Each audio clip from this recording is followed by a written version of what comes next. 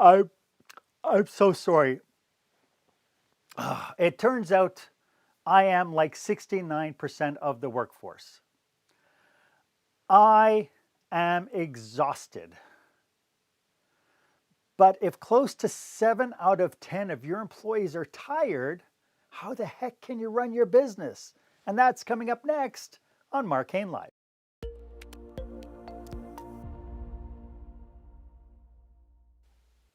Welcome back to Mark Hain Live. This is where small business owners and entrepreneurs pick up core skill sets to help them work on their business, not just in their business.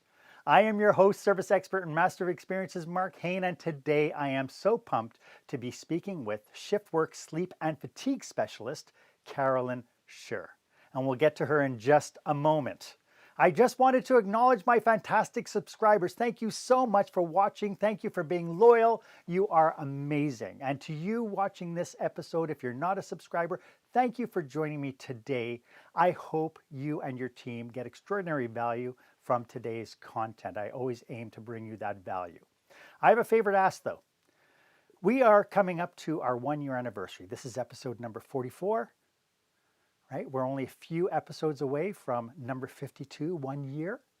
And when I started this channel, I thought, I'd love to get 1,000 subscribers in 1 year. I thought the first year, how hard could it be, right? How hard? But it's pretty hard. This month, I hit 79 subscribers and reality has set in. I know I've been completely disillusioned. So if you're not a subscriber, would you help me out? I'd love to get to 100 people. If you are this market, I'd love it if you would go ahead and give me a thumbs up and ring the bell if this is of value to you. And please share it on your social media channels and ask your network to subscribe as well. This way we get to share the information that I bring you each and every week. So thanks so much. I have to tell you, I am a morning person. I like nothing more than to get up, and as soon as I get out of bed, I go, go, go, go. And it drives my wife crazy. Absolutely crazy. My guest today is a proclaimed night owl. Like my wife, she bumps up in the afternoon and goes late into the night. So this brings me to my question of the day.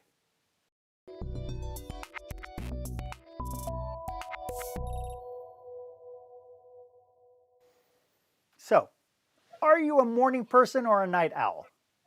How does that affect the people you work with? How do they rate? As a leader, should you be concerned with your staff whether or not they're night owls? As I mentioned, I am so proud to welcome my guest today. She is the author of Keys to Managing Sleep and Fatigue in the Workplace. She's a sought-after speaker and workplace consultant who knows how to help people sleep better. Carolyn Scher is a shift work, sleep, and fatigue specialist who has gained a reputation as an expert after 25 years of doing the research, writing, and presenting to audiences and workplaces across the continent. Welcome to the show, Carolyn. It's so nice to have you. Hello. Nice to be here. Thanks for the invitation. Yeah. So before we get into it, maybe you could tell us a little bit about what you do for your clients. Well, I work with organizations that are 24/7 shift work organizations or have shift work, even if it's just the extended day.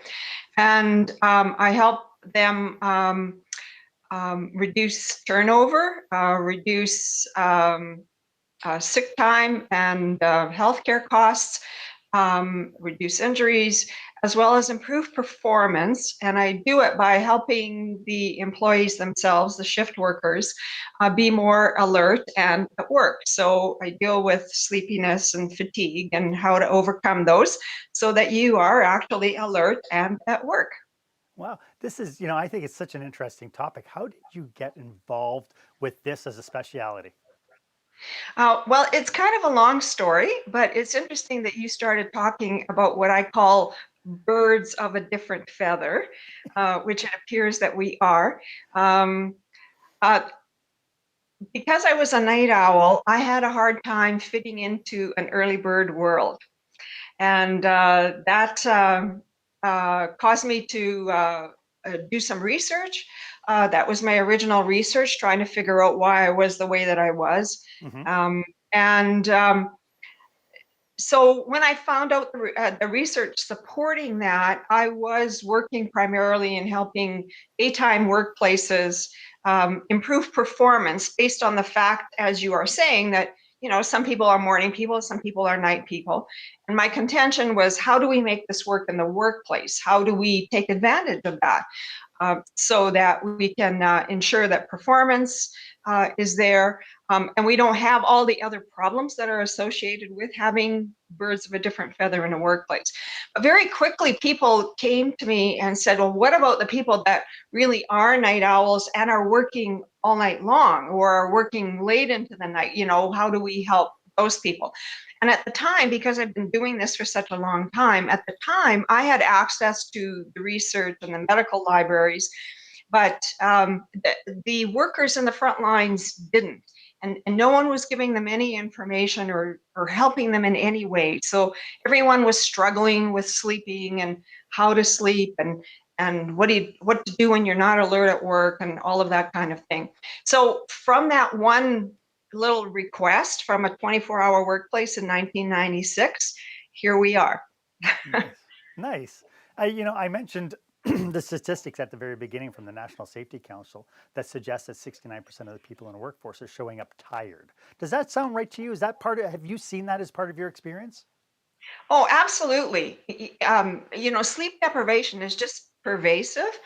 And we tend to be somewhat dismissive of it in that we kind of, well, everyone's tired. So just pull up your socks, and get to work. But yeah, absolutely. People are very tired, either because of, the choices they're making. Actually, one of the interesting things is that there was some interesting research that showed how people use their time, and the biggest factor in leading to sleep deprivation is the daily commute. People spend long, long hours in commutes. Now, maybe less so in COVID times.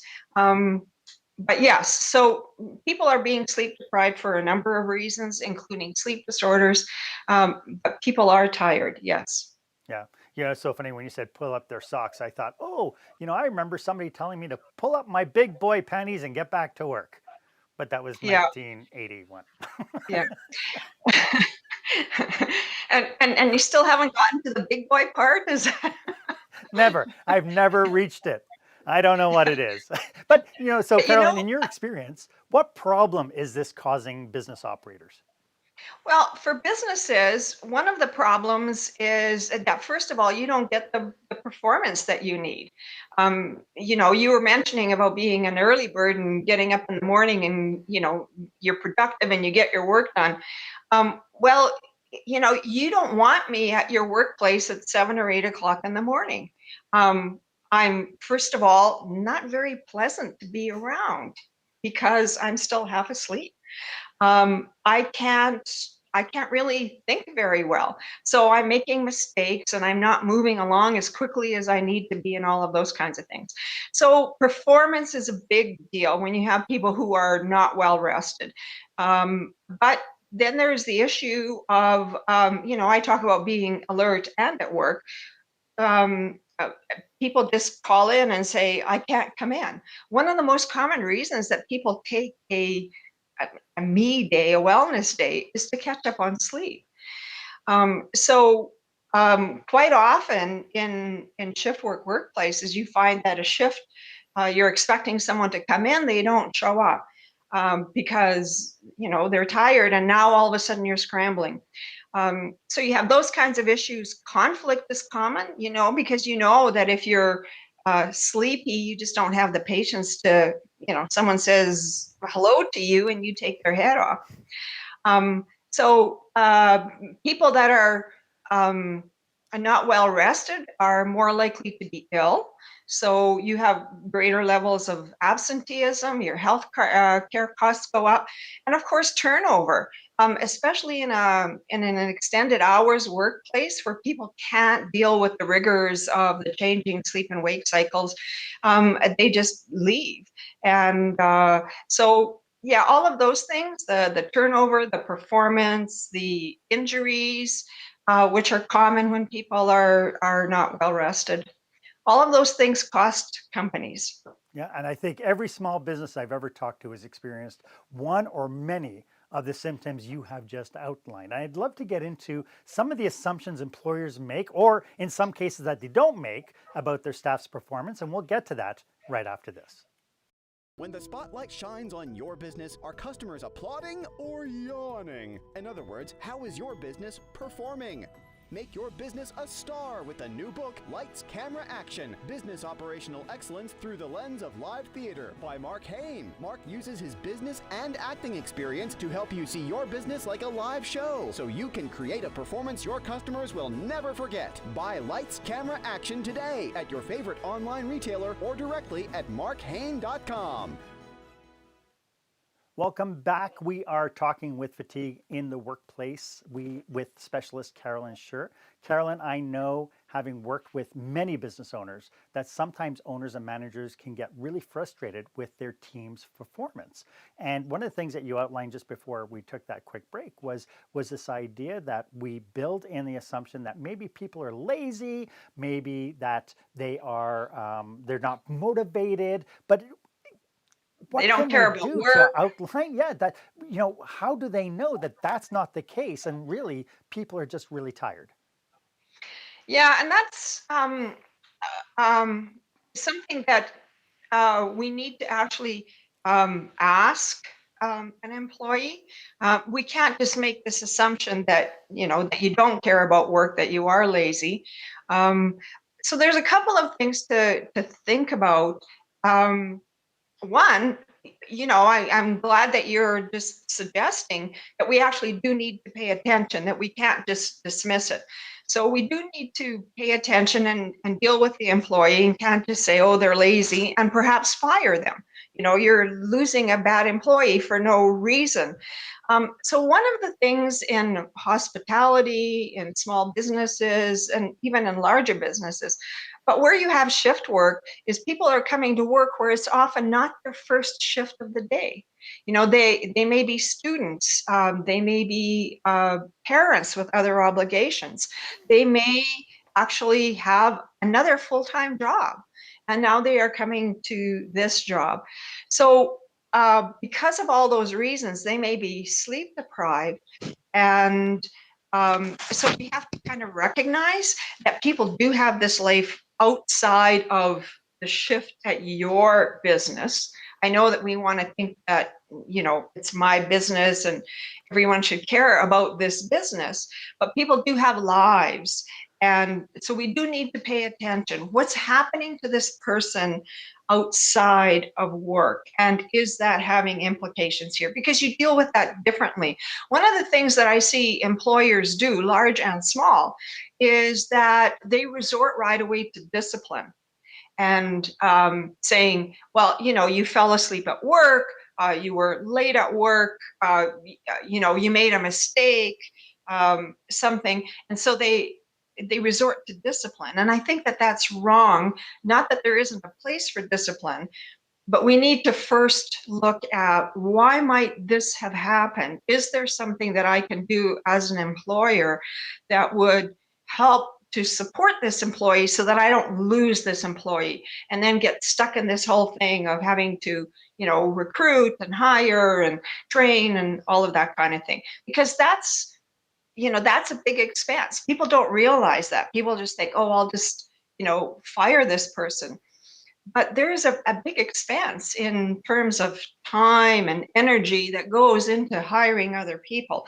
So if you can hang on to this person, assuming that they're, doing a good job, and just think about, one of the mistakes that people make also is that we have an assumption that if someone makes a mistake or has an injury or something, it's because they were not trained well. And that's a false assumption as well, because people who are, as we said at the beginning, too tired to care, when we are sleepy and when we are fatigued, we become complacent. Mhm. And we make mistakes, even though we do something that we know that is not the correct thing to do. Actually, injuries and accidents occur in the workplace not because of errors of commission. So it's not because you did something that you knew you weren't supposed to do. It's because of errors of omission. So you have not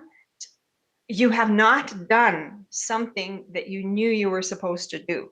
So it's not for lack of training. You knew you were supposed to do this, but with the complacency that comes with sleepiness and fatigue, then we just kind of like just too tired to care, whatever, right? Mhm, And you mhm. go ahead and you make a mistake and you cause an injury, and there we go. Yeah, I think it's really interesting that you said that, because the very first thing that people do whenever there's an injury on site is they send out a press release and they say, we are going to increase our training. We're going to make sure we train people properly. And like you said, it's not always a question of that people weren't trained. It's they Yeah. chose at that moment, for whatever reason, they chose not to do or follow the procedure or whatever. Is fatigue at work primarily, like, is this, for a better word, is this physical, or are there other aspects to fatigue than just feeling tired? Yeah, absolutely. That's a great point, because we all so there's sleepiness when we know that we're actually kind of sleepy and falling asleep. But then there's fatigue, which is a separate phenomena. And fatigue is about not having energy, and needing to push ourselves, motivate ourselves to keep going. So we all recognize physical fatigue. You know, you've been on your feet all day long, standing at the cash, serving customers, whatever you've been doing, that takes our physical energy and we become physically fatigued. But actually, and so the other one we recognize too is emotional fatigue, because emotional fatigue we recognize as being stressed or being burnt out. And in a workplace where you're dealing with a lot of customers and they're making demands on you, or you're dealing with employees all day long who are making demands on you. So we can become emotionally fatigued. But the one actually that I have most concern about in the workplace is mental fatigue. And we don't often think about this, but our brain is very, very active when we are working, and particularly when we are doing jobs that require us to think. So you're dealing with money, you're working on the computer, you're developing plans, you're doing analysis, all of those kinds of things. Or you're working in a big computer control room. Those kinds of jobs require that we use our brain all the time. And our brain uses, I think it's about like 25% of our energy at any one time. So we become dehydrated, we become mentally fatigued. And it's the mental fatigue that actually leads us then to have injuries, make mistakes, those kinds of things. So that's the one really that when I'm talking about fatigue in the workplace, I really, really emphasize recognizing mental fatigue. Mm. Yeah, and it's interesting that you mentioned the mental fatigue part, because this is where, in the book, I think it was The Power of Habit, the author talks about the fact that we do a lot of things on autopilot. And it's the autopilot thing. Like, people will commute to work and they have no recollection of what they did or how they got to work. They just did it. Right. Right. And I remember the very first time we started driving, you had your hands on the wheels, you were panicked about every aspect, trying to take in all this input. And it's impossible for us to do that consistently without burning ourselves out. And so this actually makes really good sense that the mental fatigue part is really one aspect that we need to address. This, Well, and I'm just going to say one thing about that is that we then tend not to recognize that autopilot. And we don't recognize the extent to which we're putting ourselves at risk in that autopilot, whether you're standing working with a client or you're driving a vehicle. So that's one of the things I try to really emphasize, is to kind of take a snapshot. How am I responding right now? Am I doing that out of autopilot, and am I putting myself in danger because of that?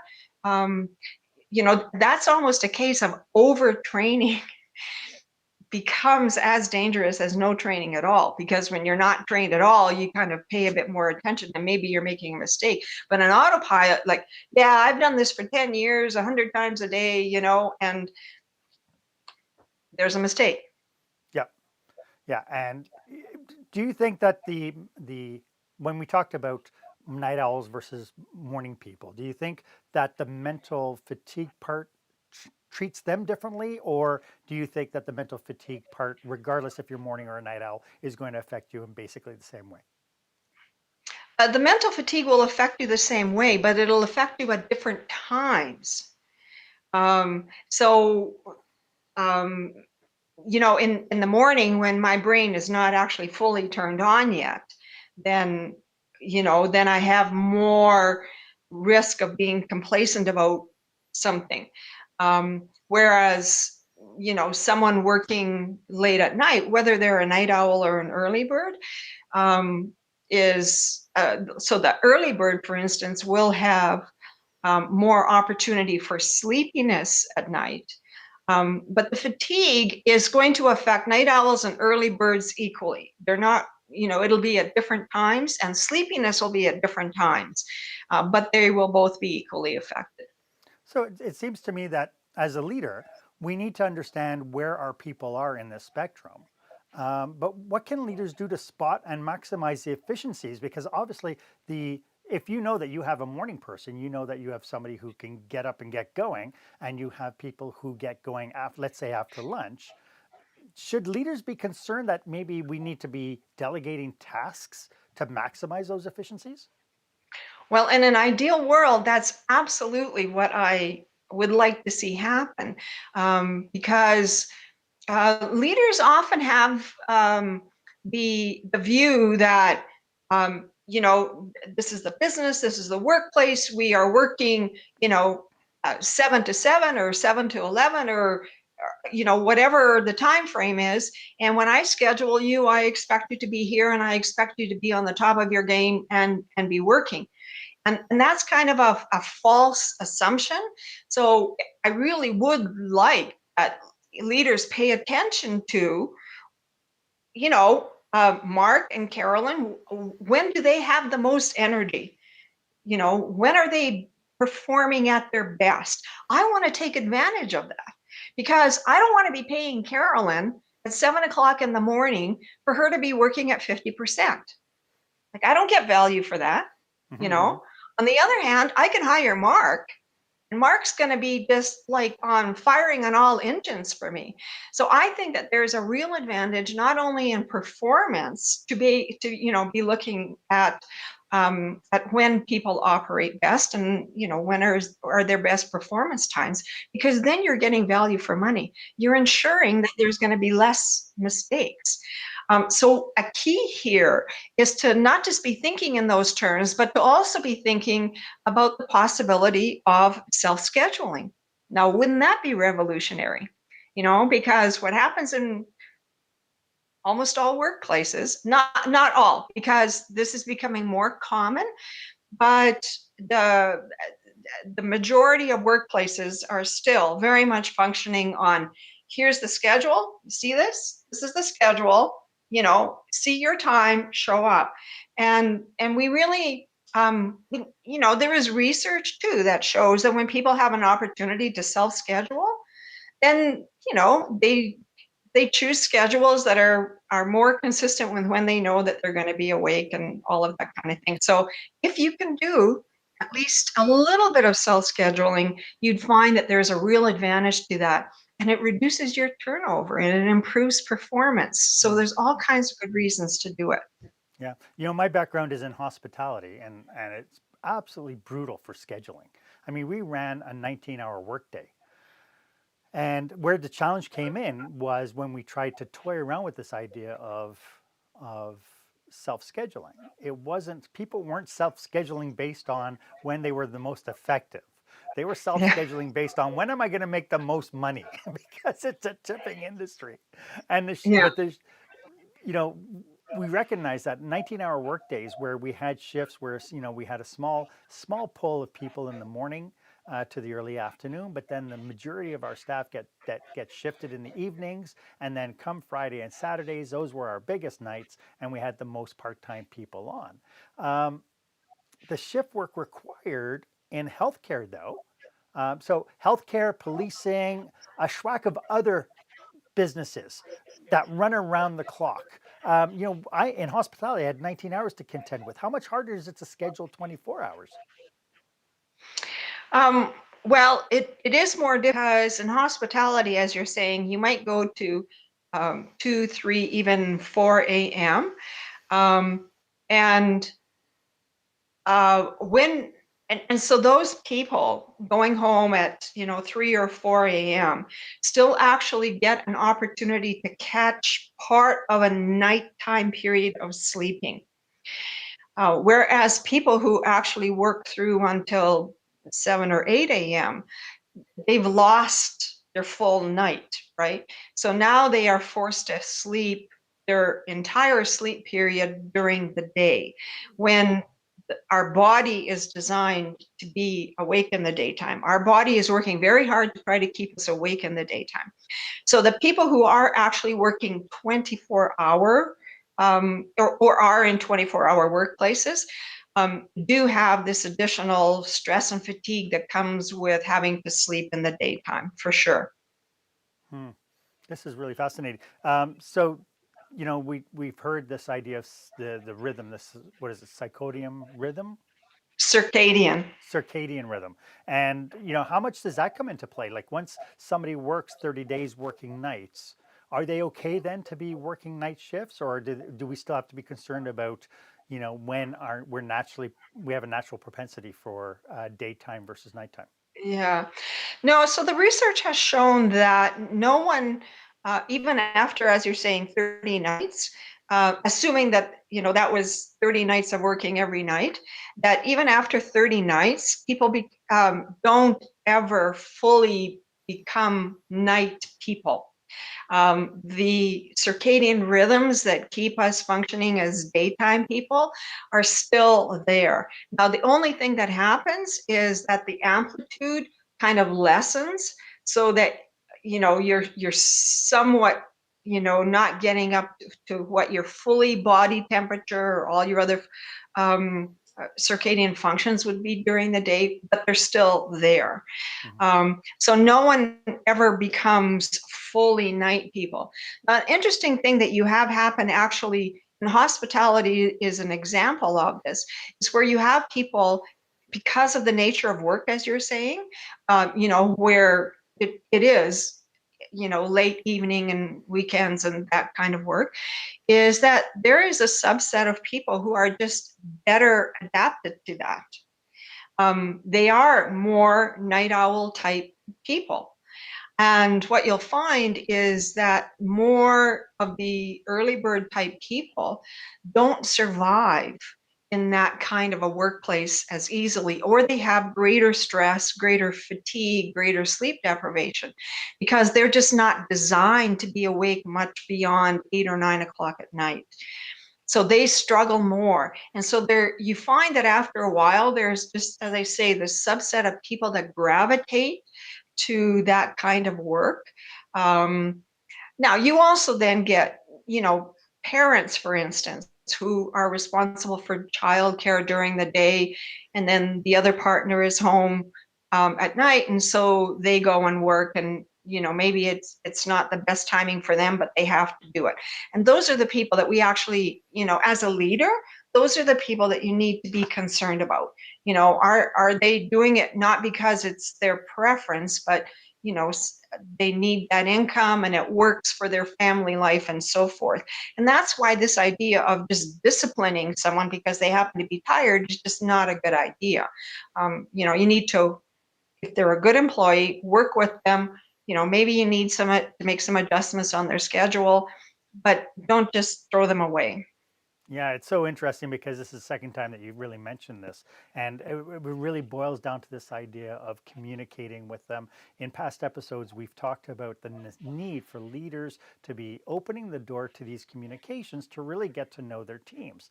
The idea of coaching programs and mentorship programs where you have great access to the employees so you have a thorough understanding of what is driving this person and what their Yeah. needs are as well.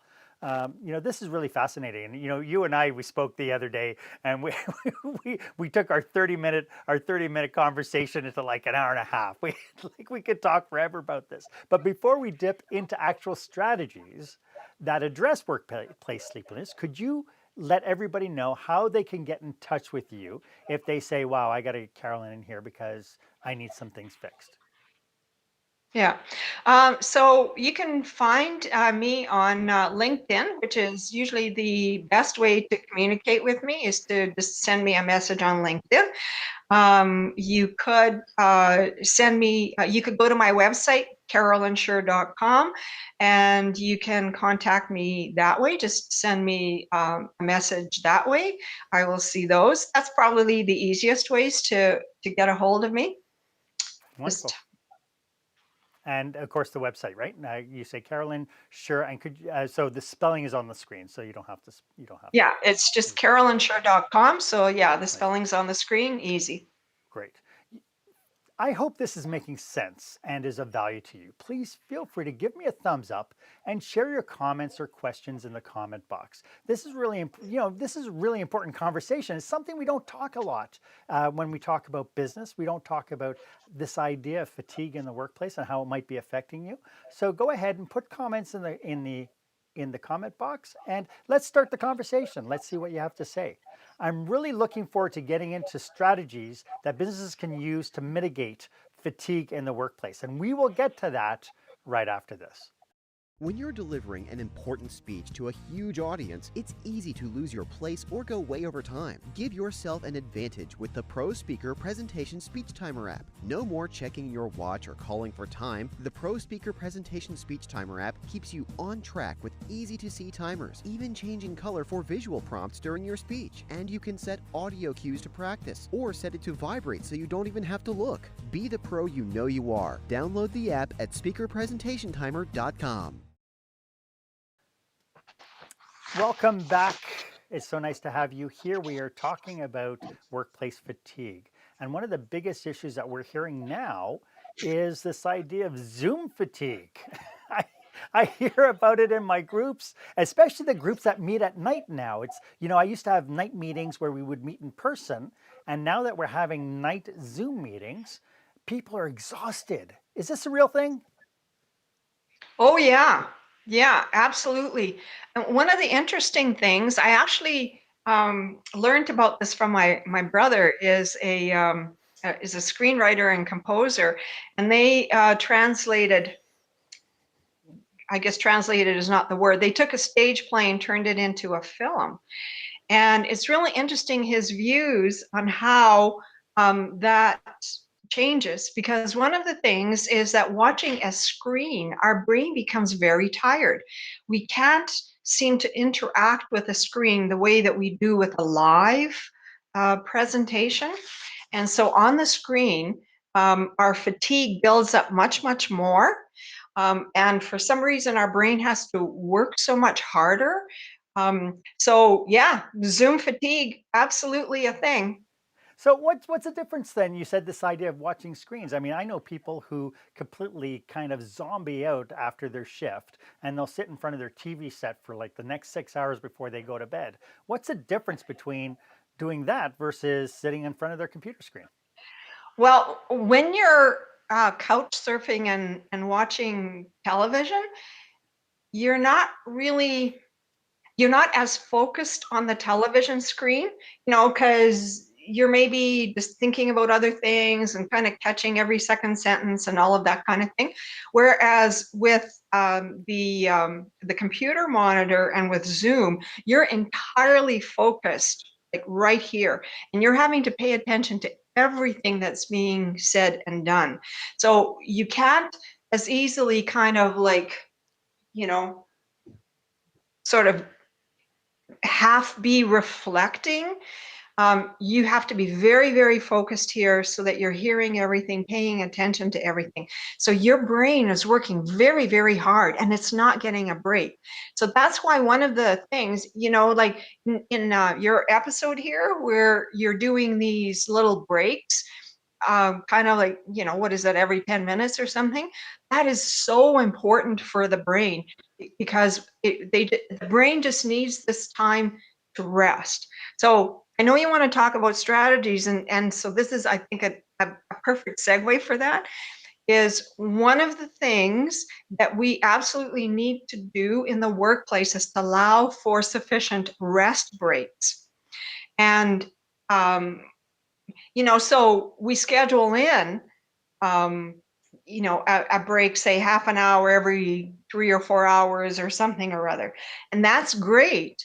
But when you're in a situation like this where you're, so for example, in a casino, the dealers trade off quite frequently because we know that the opportunity for them to make mistakes or not be on top of their game is there. So they get these rest breaks really frequently. And the other thing that they do is they might move to a different game, which is another good thing, is if you can have people who are cross-trained and they can go from one job to the other, or one task to a different task, then you prevent this kind of autopilot situation.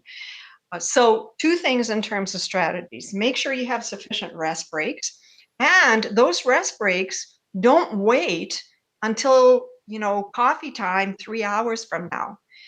In a situation like this where you're constantly, using your brain, sometimes you just need to just stop and just look away. And if you can look at something green or something nature, even just that momentary break. I had a colleague, a friend of mine is an accountant and a bookkeeper. She does accounting for small businesses. And she told me one time that she's very meticulous and she couldn't find a dollar. And she was bound and determined that she was going to find this dollar. And she tried and she tried and she tried and she couldn't find this dollar. So she said, heck with it. She got up, she walked to the kitchen area, she got a cup of coffee, she came back. So what is that? 2, 3, 5 minutes maybe, right? She comes back and she looks and there's the dollar that she had spent all this time. That's just such a beautiful indicator of how you just need these momentary breaks. You just need to give your brain a break. You need to just give your psyche a break if you're having customers at you all the time. So do these breaks frequently. Yeah, and Momentary breaks. Yeah, I've seen where. So of course, my background with casinos, absolutely, every 45 minutes, dealers would take a break, and then they would come back and they'd be doing different jobs. They do different games, and it was one way to keep them fresh and keep them focused on what they were doing, right? But you see businesses like, grocery stores where you have somebody on cash for hours at a time, just doing one transaction after another transaction. And they look for, oh, in 2 hours I could take my 15-minute breaks. 2 hours after that I could take my 30-minute break. And really that's their only thing of pushing forward to get that break. But then, the grocery store manager just recently fired somebody because they made a $70 mistake. They went through the process and somebody walked out with $70 worth of groceries. It never went through the transaction, and so the owner fired them. And my thought process was, you just paid $78 to teach this employee how to become more focused, or the outfall of what it takes to be more focused. Why are you firing him? Yeah, and the unfortunate part about that is that if in fact it was, a fatigue mistake, that person hasn't learned anything, right? And so one of the things in terms of strategies is I like for managers, for leaders to look at what are the work processes that are actually inducing fatigue or inducing it at a higher level, right? So this is a perfect example of where, that constant work induces fatigue. And so we need to look at that and say, is there something in our the way that we structure work that is causing fatigue and is causing mistakes to be made? And so right there, the assessment then becomes both mental and physical. Is it repetitive tasks? Is it doing the same thing over and over? What are you doing to switch things up? And then of course the mental aspect to it. How much focus does the job require? Yeah, that's really interesting. So when it comes down, we mentioned Zoom. When we talk about having all these meetings on Zoom, then what do people need to do? People who are coordinating these meetings, what do they need to do in order to make sure that they have the freshest people on the call at that moment?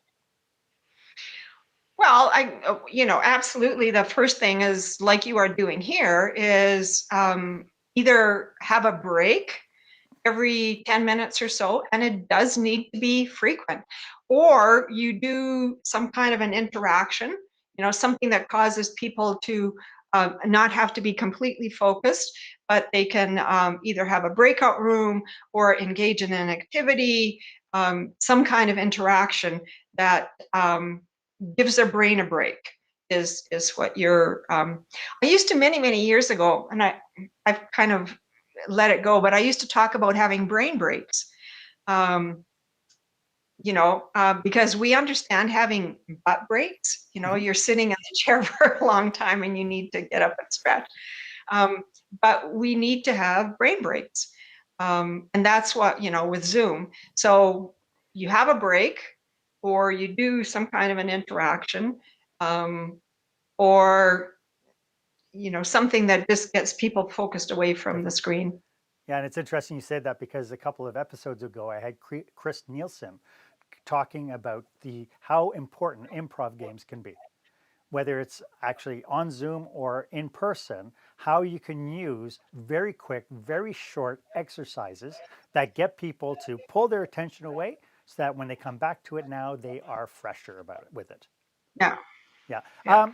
I can definitely see that some people might be on this episode and thinking now they're putting a checklist together of all the things they need to do when they get back now. Are there any cautionaries to what we're talking about today? Is it possible for people to be too concerned or go too far with this idea of making sure that their staff are fresh? Well, I'm not. I think you can go overboard, and then start to be, we were saying that you want to pay more attention to what's happening to people's lives outside of work, and is that impacting work? But you don't want to start to be, kind of like big government, where you're starting to say, oh no, you can't do that in your time off. That is actually a big problem, where employers know that, for instance, people have a second job, and then they come to the one job and they're tired because they haven't slept because they've been at this other job. So you can't start to say, oh no, you can't have that second job, right? So your focus always has to be on performance in your workplace, because that's the only thing that you have responsibility and authority for, right? So your focus with the employee always has to be, okay, our concern is performance at this workplace. What needs to happen to ensure that I'm getting the money that I paid you for, and that you're not at risk, and able to perform, to the level that is required here. So I think if you keep that as your focus, and regardless of what the situation is, it's right here, the performance for this job is what my concern is, and what needs to happen to make sure that we get the best performance that we can here. And again, it boils down to this idea of communication, of being opening Yeah. those and talking with your staff to say, here's our objective. What will it take? What do you need from us in order so that you can perform effectively? And they'll tell you. Carolyn, this has Yeah. been so great. I can't thank you enough for coming and doing this show with me. Could you just remind everybody one more time how they can get a hold of you? So check out LinkedIn, Carolyn Schur on LinkedIn, and you can find me there. Send me a message. And you can also just go to my website, carolynschur.com, and you can send me a message there. And you can also see other resources there, other articles. And you also have on your website, you have five strategies that business owners can use as well. Yeah, it's actually an ebook, a free downloadable ebook that's called 5 Essential Management Strategies for Shift Work Workplaces. Yeah, so some of the things that we've talked about are there. Yeah, you can download that and check out, see what applies to your workplace and how you can make it better. Terrific. And we'll make sure that we put the link to that ebook in the show notes that people can download it from this site as well. Carolyn, thank you so much. I really appreciate you being here to share your knowledge, your passion, and your expertise. This has been brilliant. Great, thank you. I can talk about this forever, so I always enjoy the opportunity. Thank you for giving me that Thank you for opportunity. sharing. It's been awesome. Why don't you give me a thumbs up if this was of value to you? As always, my offer stands. If you would like 30 minutes of my time to brainstorm your business with you and your team, why don't you reach out and book yourself on my online calendar? The link is down below. It's the one that's marked meetme.so/markhane, and book 30 minutes. We'll talk about whatever you need to talk about. This is 30 minutes of you time. And as always, I am of service to you. And if you haven't done so yet, why don't you hit the subscribe button and ring the bell? That'll give you first dibs whenever I bring you content that will help you work on your business, not just in your business. My name is Mark Hain. I hope that you stay safe, stay healthy, and I hope that you can dare to be the exception.